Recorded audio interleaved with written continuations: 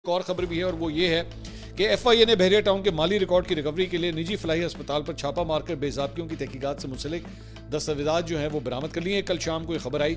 छापे के दौरान टीम ने छुपाए गए कंप्यूटर सर्वर्स, डिजिटल शवाहिद और डेटा भी बरामद कर लिया। तमाम रिकॉर्ड गेस्ट रूम में छुपाया गया था और अस्पताल की निजी एम्बुलेंस को ट्रांसपोर्टेशन के लिए इस्तेमाल किया जाता था।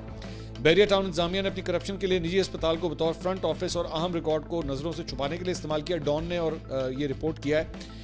एफआईए टीम ने बहरिया टाउन के दफ्तर से अहम रिकॉर्ड कब्जे में लिया, जिसमें निजी हाउसिंग सोसाइटी के मुख्तलिफ मनसूबों की फाइलें और दीगर रिकॉर्ड भी शामिल हैं।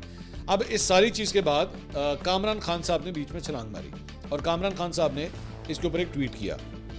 उन्होंने कहा जी, I earnestly request that this communication, ये मलिक रियाज साहब की tweet, that this communication be given a sympathetic reading and a fair chance. What's at stake is not just an enterprise, but the lives, livelihoods and dreams of millions of Pakistani who place their trust in us. Hundreds of million rupees of Pakistani investment is at stake. Let us please find a way forward together with dignity, justice and the spirit of reconciliation. अच्छा, तो basically Kamran साहब कह रहे हैं कि जनाब मलिक रियाज साहब ये जो ऑफर कर रहे हैं ना, ताड़ी मेहरबानी है, एक्सेप्ट कर लो। दो चार चीज़ें हैं सारे मामले के अंदर। ज़हन में रखिएगा कि जो बड़े बड़े माफियाज होते हैं ना, बड़े बड़े ऐसे अफराद होते हैं जिनकी बड़ी बड़ी कंपनीज होती हैं और जब वो माली बेज़ाब्तियों के अंदर पकड़े जाते हैं, मैं फ़िलहाल मलिक रियाज साहब की बात नहीं कर रहा, मैं एक जेनरिक बात कर रहा हूँ कि जब वो पकड़े जाते हैं ना, तो सबसे पहली दलील ये दी जाती है कि इनको हाथ ना लगाएं, क्योंकि अगर आप इनको हाथ लगाएंगे ना तो इनकी कंपनियों के अंदर जो हज़ारों की तादाद में लोग जो काम करते हैं ना, उनके रोज़गार का क्या होगा। बेसिकली ये होता क्या है, ये बेसिकली उस सेठ को छुपाने के लिए, उस सेठ को बचाने के लिए इन मुलाजमीन की एक ढाल बनाई जाती है। ये होता है असल में चल, और उन मुलाजमीन को फ्रंट के तौर पे जो है रखा जाता है कि जनाब इसको कुछ नहीं होगा, ये मुतासिर होंगे। ये बेसिकली ये कामरान खान साहब भी यही काम कर रहे हैं, ये मलिक रियाज ने भी यही किया।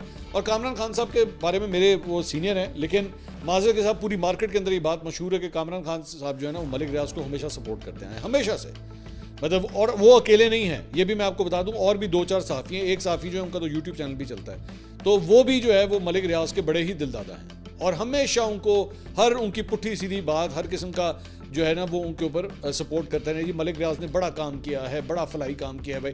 भाई फलाही काम किया हो या कुछ भी किया हो, लेकिन उनके ऊपर जो इल्ज़ामात हैं ज़मीनों पे कब्ज़े के हवाले से, माली बेज़ाब्तियों के हवाले से, अलकादे ट्रस्ट के मामले के ऊपर उनको उनका जवाब देना है, ठीक है।